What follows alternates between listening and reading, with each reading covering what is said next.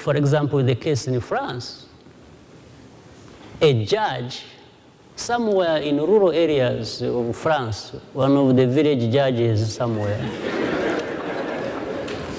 decides that he's going to indict leaders in Rwanda and talks about all kinds of things that happened in Rwanda and, blames Rwandans for.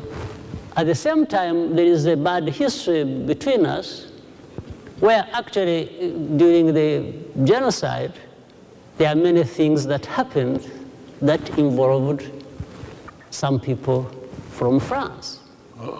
So now, instead of actually Rwanda having a case against France, a judge in France indicts leaders of a country, military leaders, political leaders, a whole list of about close to 20.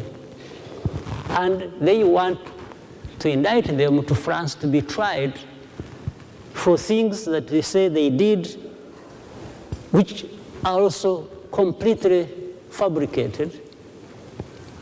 But because of that bad history we have had, they wanted to do that. And we said, this is not possible. We said, if you are doing that, and they called it universal jurisdiction that give the powers to these judges.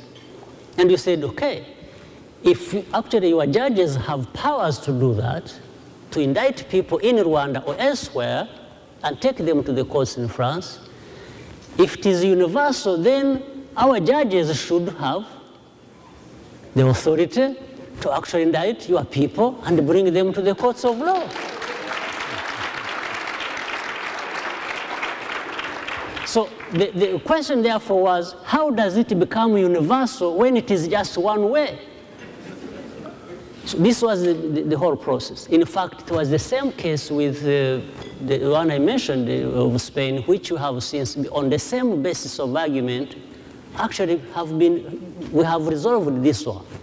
The one with France is still outstanding, and we have said, no way, you are not going to try anybody from here unless we try those we have cases against actually that were committed here. In fact, the people they want to try in Rwanda are not said to have committed crimes in France. They are accusing them of committing crimes in Rwanda. So how about those of your country that actually committed crimes in my own country that you don't allow me to try? So it was a basis of fairness.